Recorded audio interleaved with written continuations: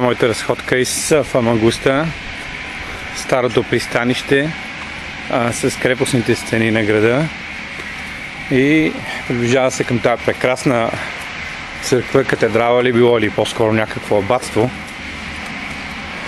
Сигурен съм, че е играло важна роля в годините през средновековието. Била може би символ на града. Прекрасна готическа архитектура. Естествено, че сега вече няма съвсем тази стойност.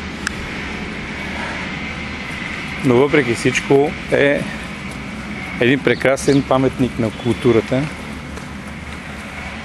Много прекрасно направен. Все пак като им преди, че това е правено не през следните векове, даже много по-рано, когато генуезците са владели Кипър.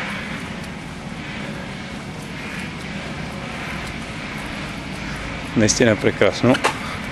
Лошото е, че не може да се влезе в това, защото е затворено за посещение. Може да се снима само отвън.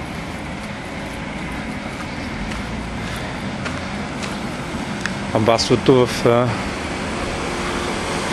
Фамагуста. Или както казват кипърците, Амохос.